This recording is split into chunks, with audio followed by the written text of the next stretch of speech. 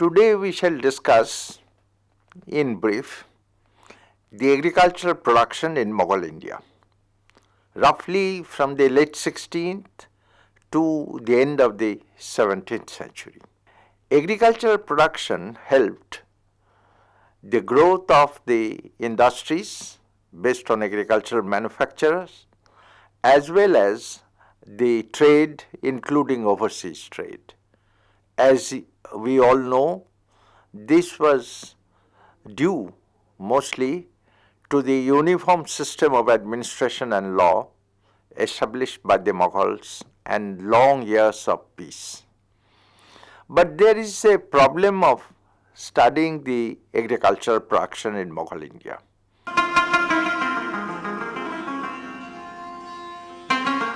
The principal problem is the paucity of the contemporary sources. Even when the contemporary sources were there were contradictions within the sources. We can give one example of such contradictions. Three contemporary writers of the time of Akbar speak that there has been the cultivation of land all over the Mughal Empire. But when we come to the reign of Jahangir, Mutamad Khan, a high noble, stated that only 1/3 of the land under Akbar was cultivated. This contradiction cannot be easily resolved. Then there is the second problem of finding out the extent of cultivation as well as the average yield. For example, Abul Fazl had given the area statistics of all the provinces in detail except Bengal, Thatta and Kashmir. But in the area statistics of Abul Fazl, he had given the production figures in Bigha-e-Ilahi of Akbar. Now we all know that before Akbar had introduced the Bigha-e-Ilahi, there was the Bigha of 20 kathas. Akbar in his reform of Bigha-e-Ilahi reduced it to 17.5 kathas. During the time of Shah Jahan, this Bigha-e-Ilahi was further reduced to Bigha-e-Daftari, which was 2/3 of the earlier ones. So therefore there is always the problem of computation and there is the problem of comparison. As far as the average yield is concerned, it is generally acknowledged by the historians that the average yield in Mughal India was almost the same as that of 1900. But a proper scrutiny of the sources has not yet been done, therefore one is never be particularly very sure.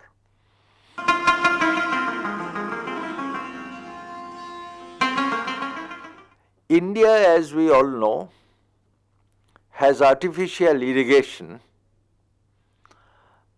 in different parts of the country from antiquity. And we also know that the principal production of India, whether it is pre-Mughal or Mughal, depended on monsoon. This artificial irrigation, which could be seen in different forms, was encouraged by the Mughal emperors not for charity, not for the sake of the peasants, but mostly for the sake of getting more revenue. Now, in the management of the water resources, the most important one was wells. Wells formed the chief and the principal source of artificial irrigation in Mughal India. There were wells almost everywhere, some large, some small. In Bidar, we had been told there was a very deep well, and there were different types of wells when we come to Mughal India. Babur, for example, stated about the step wells, where the steps had gone down to the bottom. He had given a very good description of the step well constructed by him in his Chahar Bagh at Agra. The problem of the wells is that the water goes up and down depending on the season. Therefore, to get the water from the well to irrigate, not only for domestic use but mainly for the irrigation, one would require some sort of machines.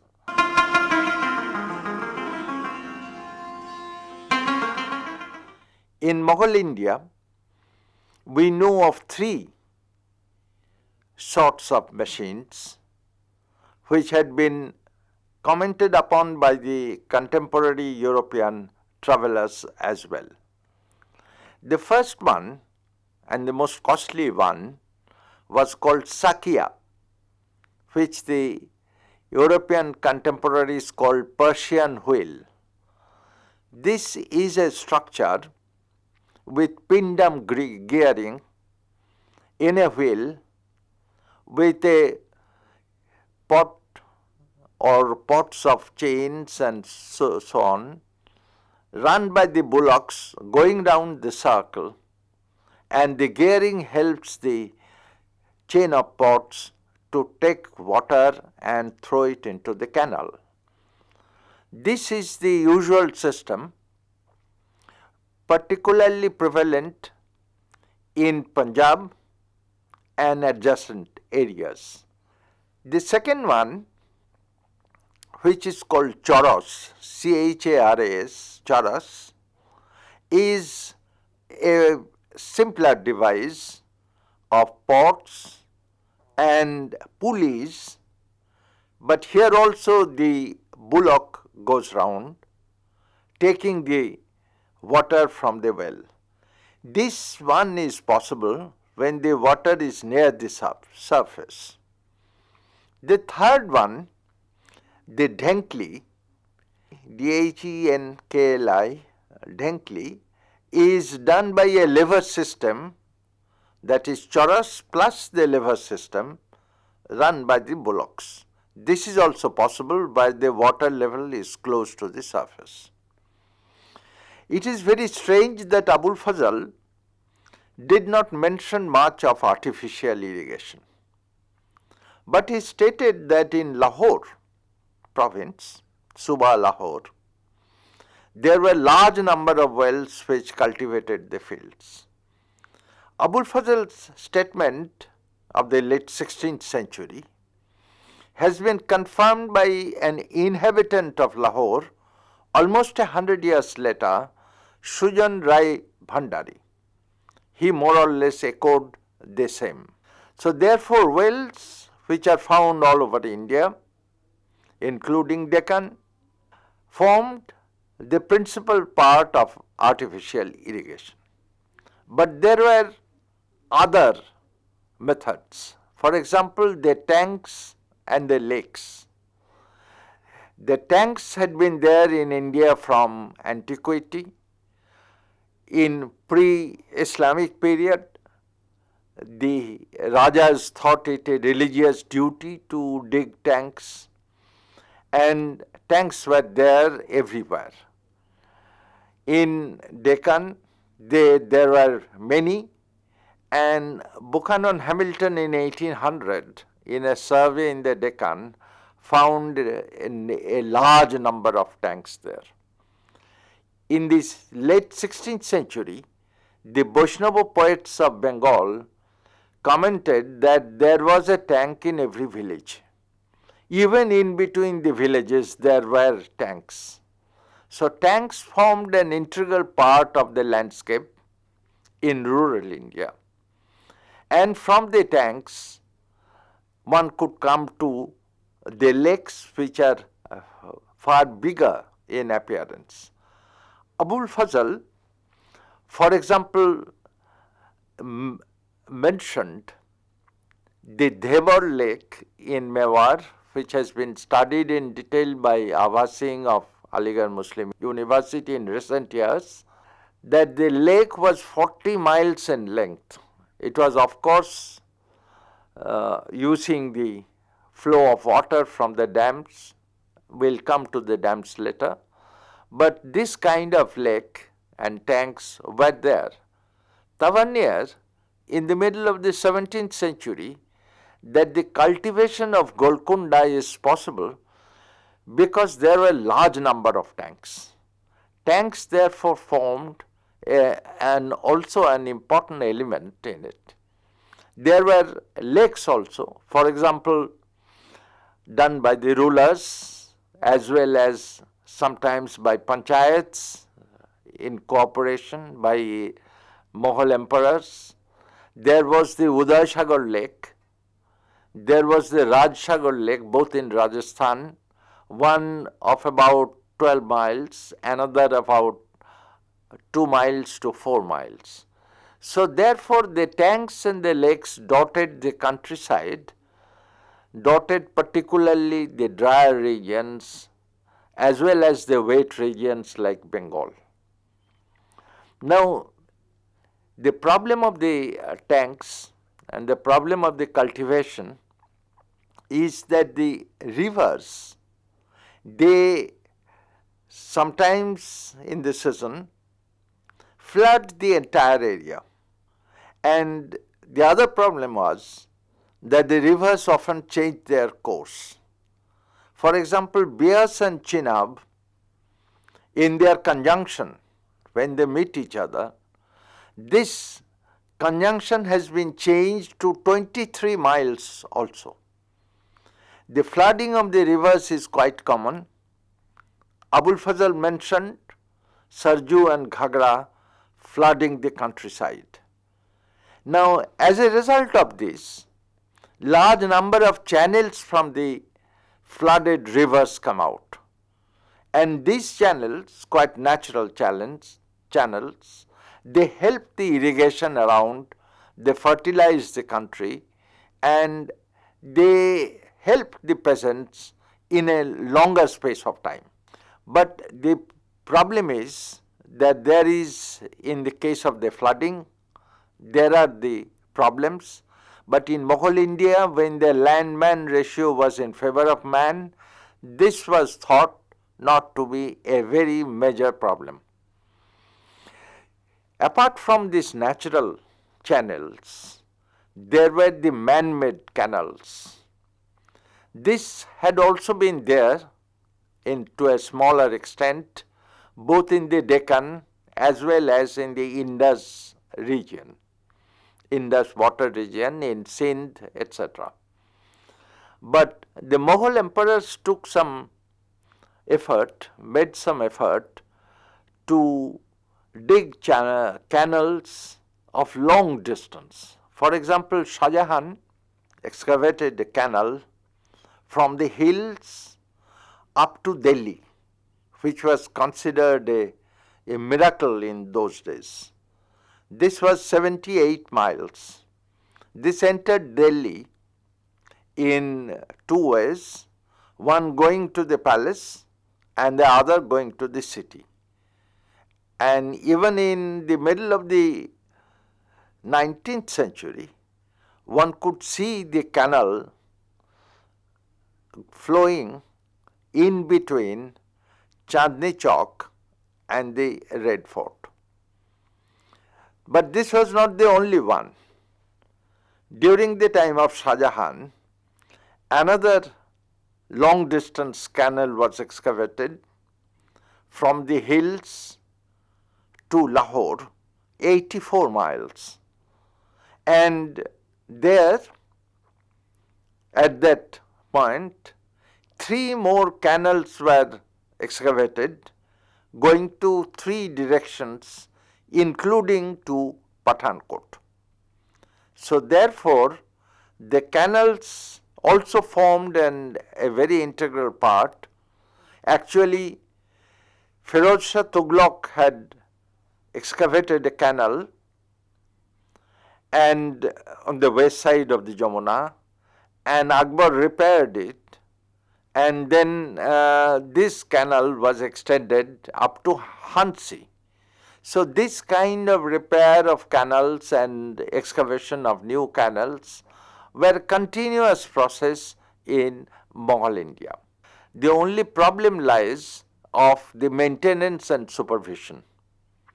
The Mughals in the Lahore area had appointed an official, a high official called Mir-e-Ab, Lord of the Water. He has three principal functions. One, to create new canals. Two, to erect dams. And three, to see that the water is equally distributed to all the peasants, so that there was no monopoly of water. So therefore, the Mughal government took particular care in creating the supply of the water resources artificially to the peasants, which certainly helped the growth of wheat and other productions. Now, there were also the dams. The most important dam was, however, beyond the Mughal Empire, but one can see the technicalities, the technology involved in it. This was the Melag Dam in Vijayanagar, which allows the water from the hills to come to the city. As we all know, the palace of Vijayanagar and the principal city was quite distant from the river. And therefore, this dam and the flow of the water through the canal is important. There were sluice gates, which were there in almost all the dams, either in Vijayanagar or in Mughal India. But in this case of Melag Dam, this was supported by rocks or stones of heavy weight, each weighing 20 tons, supporting the sluice gates. So there was a good deal of civil engineering involved in this. One of the principal problems of these canals from these dams is that sometimes the canals are lower than the fields, or sometimes they are higher than the fields. Now the Mughals, while excavating the canals, tried to adjust these problems, and they managed to do it to a great extent, because in Lahore or in Shahjahanabad in Delhi, there was no dearth of water.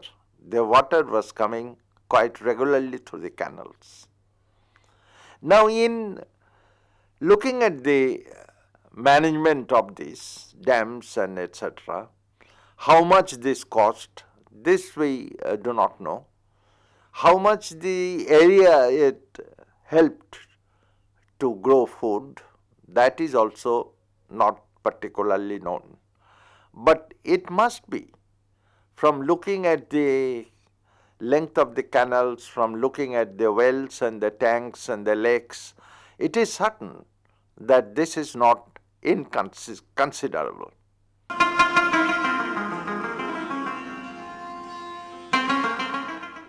The peasants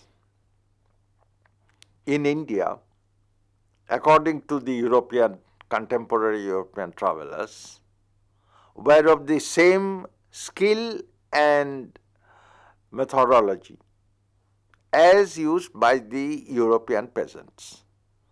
The peasants in India, they have their separate fields, and those who have their fields were known as khud-kast, and those who do not have their fields and were employed by other peasants, they were known as pahi-kast.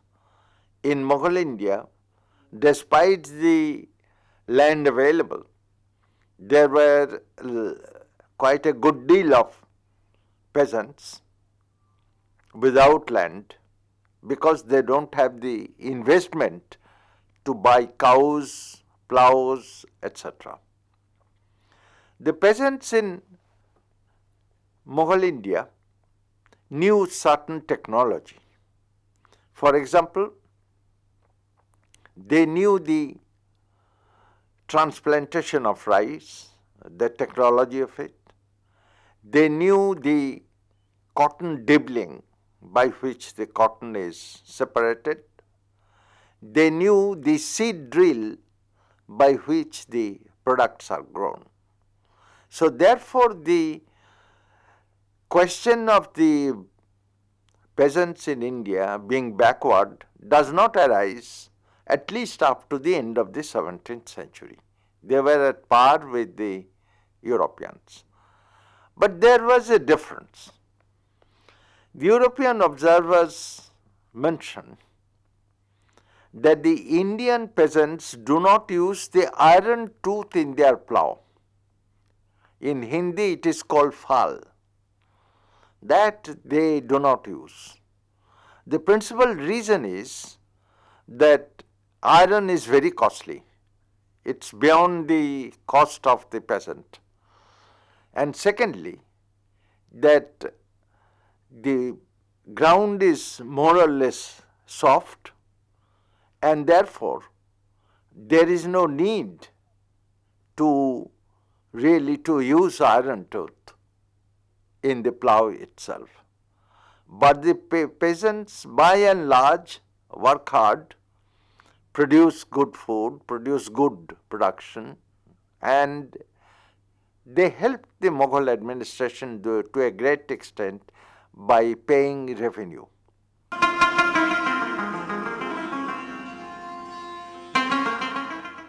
Like the days of British India, or even in modern days, there were two main zones of crop. One is called the rice zone, and the other is the wheat and the millet zone. The rice zone